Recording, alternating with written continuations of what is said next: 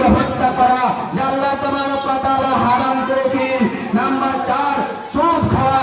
Number 5 এতিমের মালকে ভক্ষণ করা, অন্যায়ভাবে এতিমের মালকে নিয়ে নেওয়া। নাম্বার 6 জিহাদের ময়দান থেকে পালিয়ে যাওয়া। নাম্বার 7 মুমিন মহিলাদের উপর ব্যভিচারী করা। এক হাদিসে বলেছেন ওয়ান জাবির রাদিয়াল্লাহু তাআলা আনহু ওয়ান লেখা যা এটা চিপা ধরবো খুব জোরসে করবে না আস্তে আস্তে ওটাই দেখ আস্তে আস্তে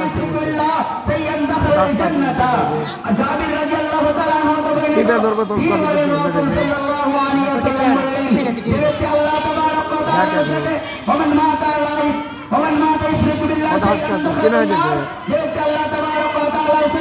বিন্দু মাত্র শিরক করলো সে হলো জাহান্নামে যাবে। আল্লাহ তাবারক ওয়া তাআলার সাথে একটি সূরা রায় বরাবর যদি কুফরি করলো তাহলে সে যাবে জাহান্নামে। ওমান মাতা লা ইশরিকু বিল্লাহ সাইয়ান দাখালাল জান্নাতা। আর যে ব্যক্তি আল্লাহ তাবারক ওয়া তাআলার সাথে বিন্দু মাত্র শিরক করলো না সে যাবে জান্নাতে। তাহলে এখান থেকে বোঝা যায় একটি যদি বিন্দু পরিমাণ যদি শিরক করে থাকে তাহলে সে যাবে জাহান্নামে, আর যদি সে শিরক না করে তাহলে সে যাবে জান্নাতে।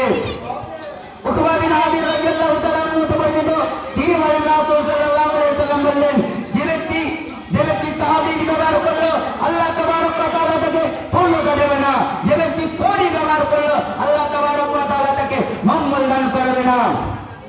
উতবা বিন আমির রাদিয়াল্লাহু তাআলা আনহু বর্ণিত, তিনি বলেন রাসূল সাল্লাল্লাহু আলাইহি ওয়াসাল্লাম বলেছেন রাসূল সাল্লাল্লাহু আলাইহি ওয়াসাল্লামের খিদমতে 10 জন ব্যক্তি হাজির হলেন এবং রাসূল সাল্লাল্লাহু আলাইহি ওয়াসাল্লাম ওই 10টির মধ্যে 9 জনকে বায়াত করলেন এবং 1 জনকে ছেড়ে দিলেন।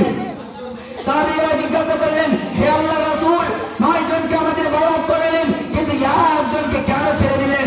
আল্লাহর রাসূল বলেছেন তার আছে তাবিজ বাঁধা আছে তার জন্য। সে সাহাবাটা সঙ্গে সঙ্গে তাবিজটাকে খুলে ফেলে দিল।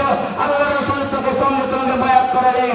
আর আল্লাহর রাসূল বললেন যে ব্যক্তি তাবিজ ব্যবহার করবে সে হলো আল্লাহর সাথে শিরক করলো। যে তাবিজ ব্যবহার করা আল্লাহর সাথে শিরক করা হলো।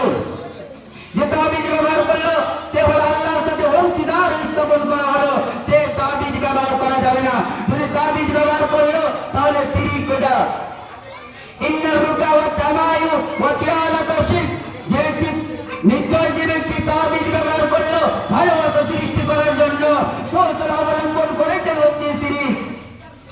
আবু মুসা আশআরী রাদিয়াল্লাহু তাআলা আনহু বর্ণিত, তিনি বলেন রাসূল সাল্লাল্লাহু আলাইহি ওয়াসাল্লাম বলেছেন 3 শ্রেণীর লোক জান্নাতে যাবে না। তার মধ্যে নাম্বার 1 হচ্ছে মদ পানকারী। যে মদ পান করবে সে জান্নাতে যাবে না। নাম্বার 2 আত্মীয়তা বন্ধন ছিন্নকারী। যে নিজের ভাইয়ের সাথে সম্পর্কটা ভেঙে দেয় তাই সে কখনো জান্নাতে যাবে না। নাম্বার 3 জাদুর প্রতি বিশ্বাসকারী কখনো জান্নাতে যাবে না। যে জাদুর উপরে বিশ্বাস করে নিল সে জান্নাতে যাবে না। এই 3টি কথা বলল। নাম্বার 1 যে মদ পান করবে সে জান্নাতে যাবে না। যে আত্মীয়তা বন্ধন ছিন্নকারী